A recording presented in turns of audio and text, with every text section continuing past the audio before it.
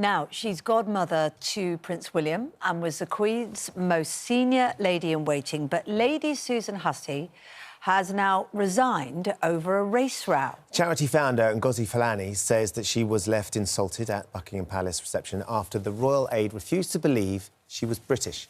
She was asked questions including, what part of Africa are you from? Where do your people come from? Well, we're joined now by Ngozi, along with her daughter, Janomi. Good morning to both of you. Thank you for coming in. Ngozi, I'm so sorry that this is the experience that you had. I would imagine that your excitement about going to the palace for a really important occasion before you got there was something that you'd been looking forward to for a long time.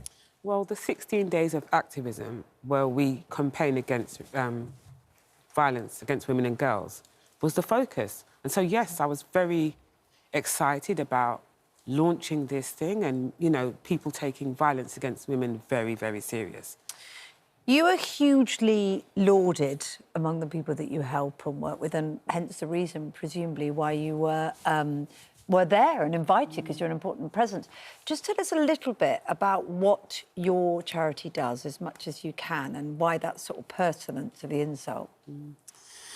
Well, we support women of African and Caribbean heritage who are affected by domestic and sexual abuse. And ironically, as you said, that's the reason why we got the invitation. So that's the last thing we expected to happen, that, you know, race would become an issue. How long had you been there before you met Lady Susan Hussey? I was there for about 5 minutes. I was standing next to two other women, black women, and she just made a beeline for me, and she took my locks in there and moved it out of the way so she could see my name badge. And that's a no-no. I mean, I wouldn't put my hand in someone's hair, and culturally as well, it's not appropriate. But you consider that this lady is of senior years. I have to consider many things. Is she okay?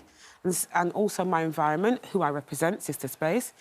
And so I was a bit taken back. And then the questioning started. I mean, I really can't explain how it was a long process, and it was so gradual. It took me a little while to realise this is not just, you know, where are you from? Because so many agencies are there. I said, Sister Space. Well, where are you from? Well, we're based in Hackney. No, where are you from? No, where are you really from? And this question was asked about 7 or 8 times. And then she said, oh, I see I'm going to have a challenge. And I'm just like, then you realise this is not about age, because she seems to be quite capable of conducting herself. This is what it is.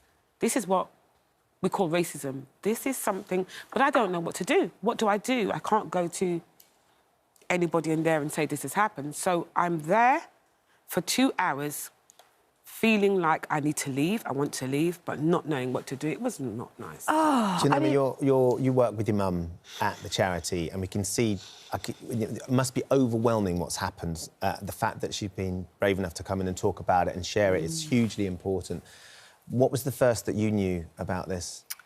Actually, my mum called me at the office, we were working late, and said, put me on speaker. And we were expecting to hear, like, really good news, like, oh, how did it go? And the whole team gathered around and she said what had happened. And half of us were like, you're joking. Half of us were laughing in shock.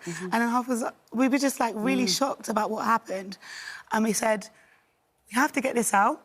Anybody who knows the Sister Space knows that's what we do. We raise awareness around racism and around violence against women and girls.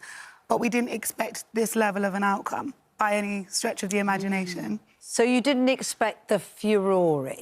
Have you had any response directly from Buckingham Palace? We understand Prince William has invited you.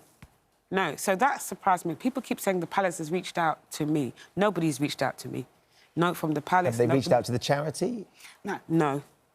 No, I don't know where this has come from, but I'm telling you categorically, we have not heard from the palace. So the Prince William, made a statement saying he's inviting you to the palace to discuss all elements of your experience.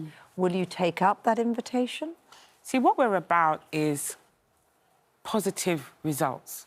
So, absolutely, I think a discussion should be held. And we're very happy to have that discussion because we just want to bring it back to the 16 days of activism. This is about violence against women and girls. And although I didn't experience physical violence, what I feel I experienced was a form of abuse. I think it's important as well that we look at this holistically. And so when all of this blows over, what changes have been made? So when we talk about going back to the palace, or when we talk about having meetings and having these important conversations to ensure that this structure, this whole infrastructure that allowed such behaviour to take place has been rerouted. There's a revamp in education. Well, there's been a swift reaction from the palace once they realised what had happened. Lady Hussey has stepped down as well. Is that something that you welcome? I think how the palace handles that situation is between the palace and the person. Now, I have to make clear, it wasn't my intention that her name should be out there. I just used initials because I personally, she's an elder, and we respect the elders in our community, and I do not want anything to happen to her in terms of people hounding her, and what will that solve? Nothing. So why can't we get something positive out of this? We have to talk about that issue of race because it's in so many institutions. You know, the people that want to say, you know, she was 83 and all this, that's kind of ageism. Don't assume that because somebody's a certain age that they don't have the ability. I took time during that whole trauma to make sure that she seems to be okay. This isn't a case of maybe she couldn't hear me. That's why she asked me 7 or 8 times. I did what I could to make sure that this is what it appears to be. And I have clarity. That was racism. I think we also need to be sure that we are not perpetuating this narrative of the responsibility falling on you as a black person in this situation to make sure that all the criteria is matched. At the end of the day, you bear a responsibility, being in that environment, being of that position, to perform, to come across and to articulate in a civilised and acceptable manner. Of course, extra spotlight has been placed on the fact that Prince William and Kate have just landed in the US. Already questions about whether he'll meet Harry and Meghan. We know the criticisms and allegations that have been made about the royal family by Meghan in that Oprah Winfrey interview. What are your thoughts on that? Does it make you think Meghan was right, as many of our viewers do, or what are your thoughts? My thoughts are that the focus should be on the 16 days of activism and the racism that's happened. So it's very easy to be drawn into conversations. I have my personal view, but I'm not here to represent my personal view. I'm from Sister Space.